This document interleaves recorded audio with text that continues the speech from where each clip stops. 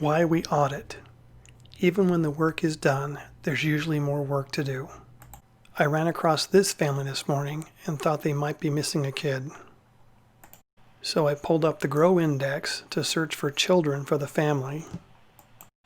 So I plugged in the first child to make sure I had the right mother's maiden name and area. Then I plugged in the mother's maiden name, removed the first names, and ran up and down the years to find all of the children.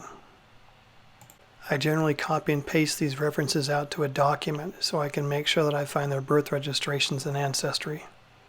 So here's a quick comparison of the document and the original family on FamilySearch. I then use Ancestry to source the family.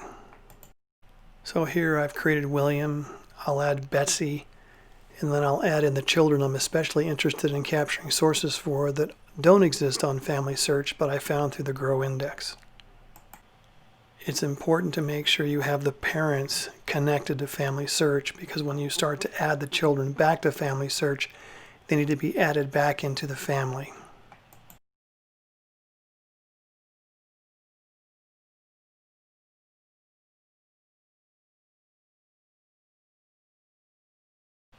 I will then add the children in, making sure I put in their GRO Index, birth, and if they have a death date to make sure I can pull back their birth and death registration sources.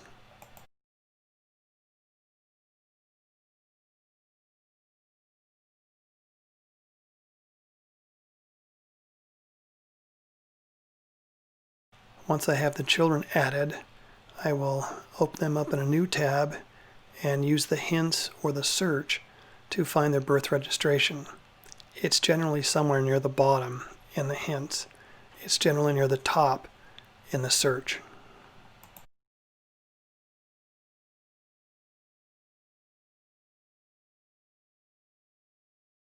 Once I have the sources I need, I'll use Ancestry to push them back to FamilySearch. Martha wasn't in the original family, so we'll simply add her to FamilySearch and she will be connected to the parents because they're connected here on Ancestry.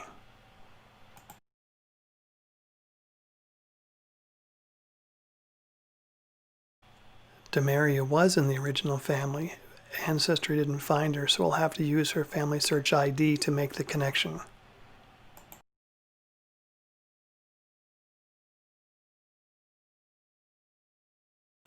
So for kids like Demaria and James, who exist on FamilySearch, after we make the connection, we'll have to use the compare feature to push over information and the sources that support them. In the case of both Jameses, they were on FamilySearch, but they're not in the family. So now that we've made the connection, we can use their PID to add them to the family using the Add Child feature. So we've got Ancestry and FamilySearch matching with the people. We need to make sure we take care of any of the duplicates so that we can have the family all together and finalized. With this family, we started with 5 and ended with 10. Here's our original 5 and the final 10. I've added colors to the GRO list to indicate which children were added, which children were merged into the family, and which children had their own duplicates. I hope you'll take some time to audit your own family and see which children are missing.